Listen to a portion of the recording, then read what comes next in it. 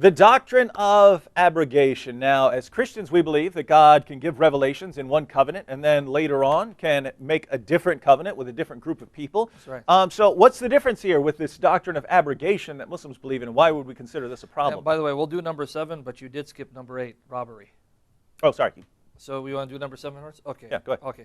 The difference is, what we have in the scriptures is we have God announcing a future covenant that takes centuries for it to be fulfilled. So circumstances have changed, the people have changed, and God is preparing people for a new covenant that doesn't necessarily cancel out the previous commandments, but fulfills them, and they're consummated in the coming of Christ.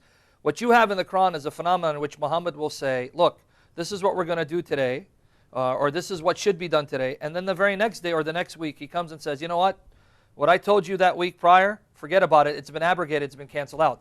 That led the disbelievers to accuse Muhammad of forging the Quran, and their response is actually reflected in the Quran itself. So let me just look at 2 references to see what the Quran says, where the response of the people to Muhammad saying, you know what, that's been canceled out, that's been abrogated, what I told you the day before or the week prior. Chapter 2, verse 106 says, none of our revelations do we abrogate or cause to be forgotten, but we substitute something better or similar. Knowest thou not that Allah hath power over all things? Don't you know that we have power over all things? This is a demonstration of our power. But let me read a little more accurate translation.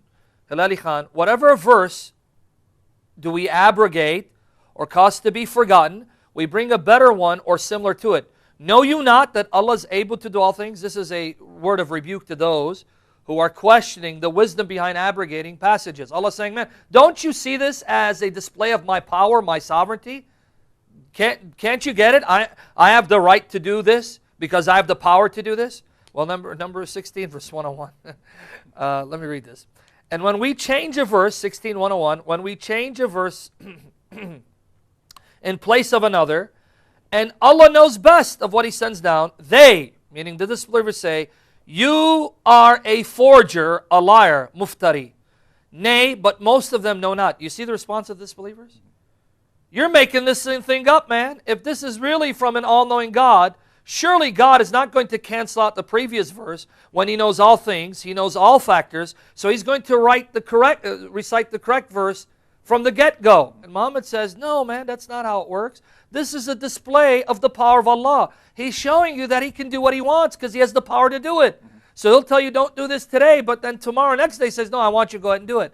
But you know what's even more troubling? For a Muslim. Now, to me, this is great proof that this cannot be from the Quran. In 2:106, notice carefully what Allah supposedly says.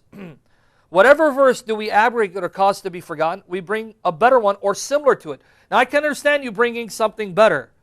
But why would you replace a verse with something similar?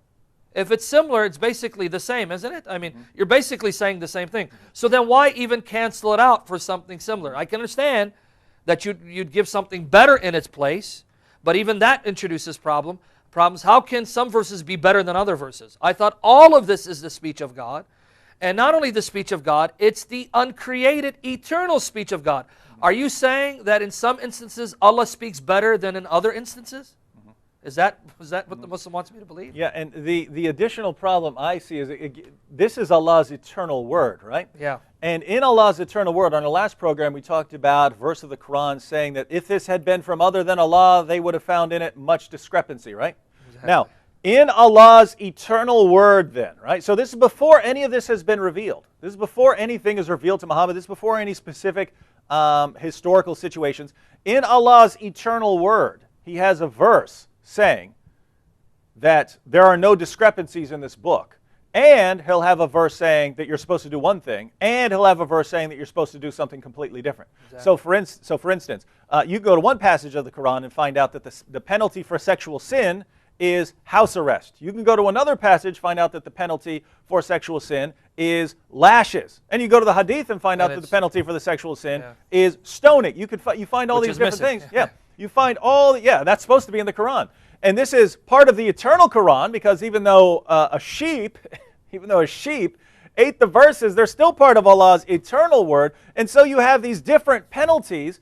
And you have another verse saying there's no discrepancies, and this is in Allah's eternal word. So you have His eternal word, and you have all the verses that apply, and you have all the verses that are abrogated, and they're all mixed in there together, telling people to do completely different things, but there's no discrepancies in this eternal word. Precisely. This is the problem even the pagans of Muhammad's time could recognize. What you're saying about the Quran makes no sense. There's no way you can possibly be a prophet, and that's why you have to fight and subjugate them. And interestingly, this contradicts two other eternal words. Chapter 18, verse 27, and chapter 6, verse 115. It says, there is no changing to the words of Allah. None can change the words of Allah. Those passages have actually led certain Muslims, like the late Muhammad Asad, to deny the doctrine of abrogation. He actually admits, if you get his Quran commentary, he admits in his commentary that the doctrine of abrogation that's traditionally understood conflicts with these passages that say none can change his words. But here we have many changes taking place by direct orders from Allah. So abrogation is a serious problem.